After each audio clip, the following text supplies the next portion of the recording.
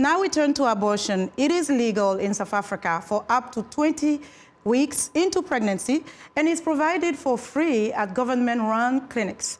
However, getting a safe legal abortion is a challenge. Many women face harsh stigma for seeking them or resistance from health workers who oppose abortion.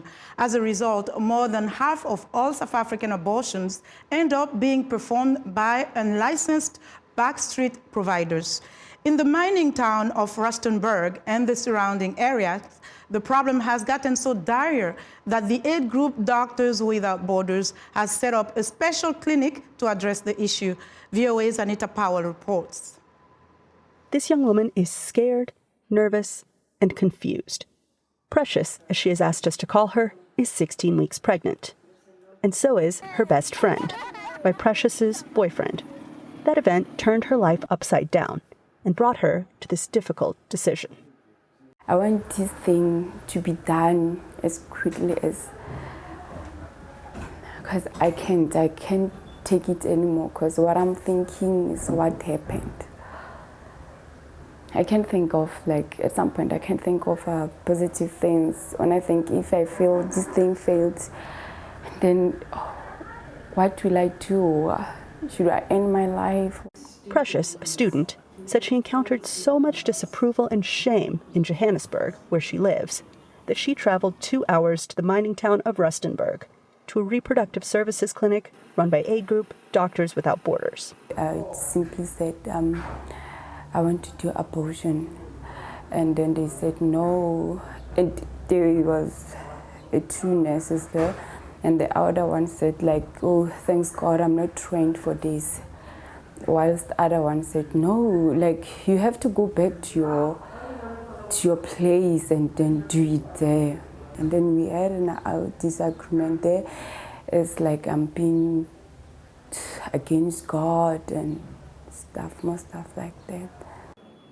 Reproductive health advocates say talk like that drives more than 10,000 South African women to seek backstreet abortions each year. The health department says such illegal abortions account for up to 25% of deaths from septic miscarriages. Nurse midwife Khaladi Kwartlele, who heads the Doctors Without Borders project, says demand for the clinic's services is high. He says he performs as many as 100 first trimester abortions each month and sees women from as far away as Botswana, where abortion is illegal. I look back, why did I get myself into this profession? I said I want to be a healthcare provider because I want to help people. And then you see a gap and this is part of healthcare service, and if no one is doing it, somebody has to do it. And I enjoy working with people. Nurse Krista Somele has been performing abortions for a decade and says she is proud of her work. She says she thinks some of her colleagues are contributing to the stigma of abortion, and worse. If you can't help a patient as a nurse, just refer the client to the relevant place so that the patient must get help. Don't just tell her, no, I can't do that, or I can't help you, and leave the patient stranded. That is why they end up going to the bogus.